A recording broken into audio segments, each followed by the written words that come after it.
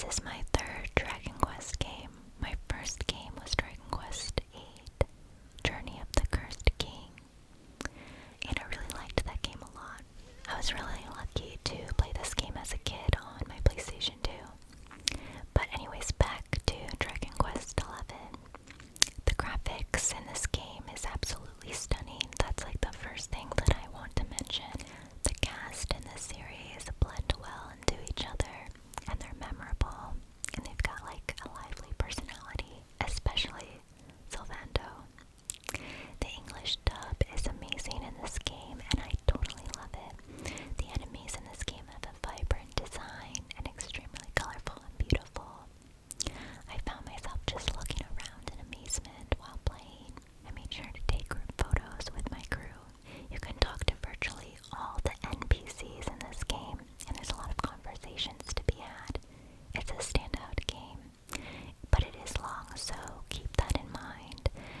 But like I said, I do think they drag on the acts on a little bit, especially Act 3, but that might just be a me thing. And if you do like traditional and turn-based JRPGs, this is a simple, classic type of gameplay, and it will appeal to you.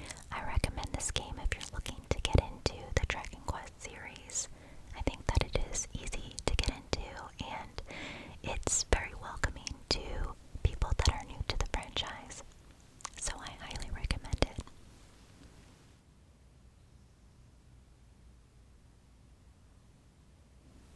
My number 6 is Octopath Traveler.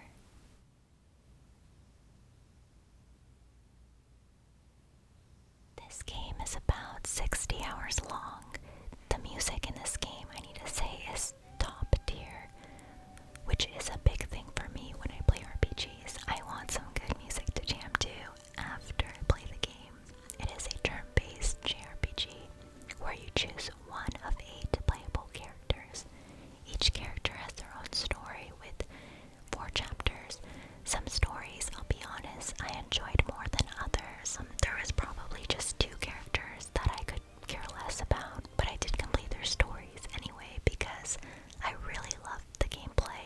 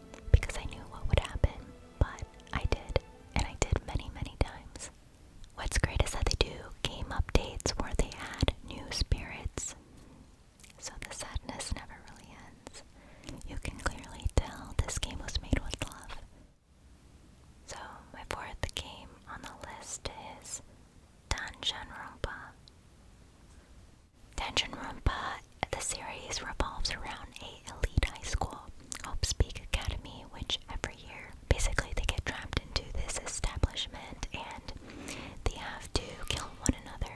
It's a pretty dark concept, I'll be honest. This game is about 25 hours long, but it can vary. Momokuma is a wonderful villain mascot. I actually have his plushie. He just kind of pops around out of nowhere and just harasses the high schoolers. So this is a murder mystery game.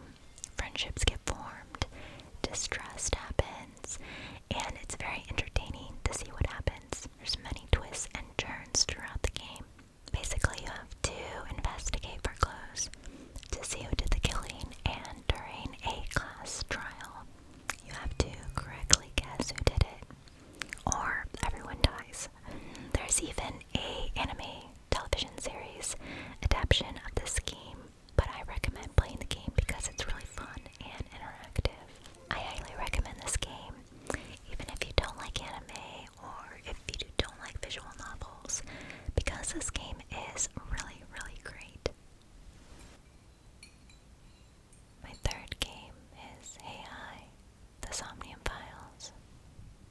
AI, the Omnium Files is a game by Kotaro, the creator of the famous Zero Escape trilogy. It's about 25 hours long in length, and it's the first visual novel game that I've ever played that I can think of. Genre-wise, it's like a sci-fi murder mystery. You play as a detective named Tate, and he investigates a series of bizarre murders. I loved how many twists and turns were in this game. It just felt never-ending, and there was also different endings in the main game, and I made sure to play through all of them. I like that you can talk to anyone in this game and ask questions, and there are many different locations, so you don't feel trapped in one environment.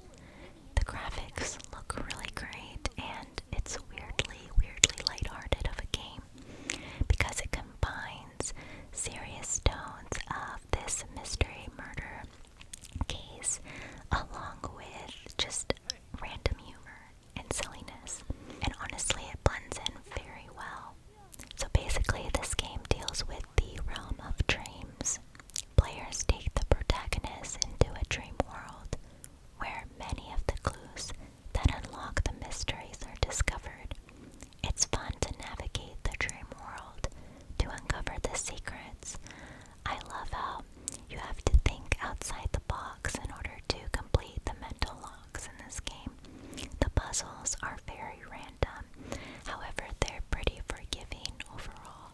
I will say that the humor can be a bit much sometimes, and it might not be everyone's cup of tea, but I did very much enjoy the banter between Aiba and Tate. And they're coming out with a new AI Omnium Files, and it's expected to come out on June 24th of this year, which I'm totally looking forward to. Thank you, Oli, for bringing this to my attention a few months ago.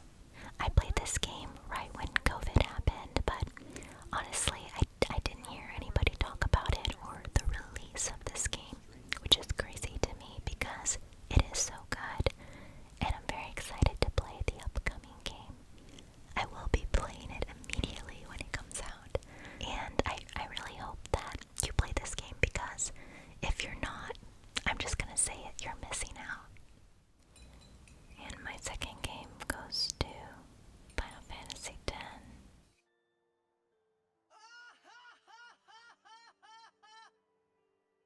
This is one of my favorite turn-based RPG games of all time, and I replayed it recently, and I gotta say it's still one of my favorites. Final Fantasy X was the first title in the series to feature full voice acting. You probably shouldn't laugh anymore. And it was one of the highest selling PlayStation 2 games. It's about 40 plus hours long to complete, but obviously it can be much more. For those who don't know, this game revolves around a group of adventurers and their quest to defeat a monster known as Shin. The main character, Titus, not Titus, a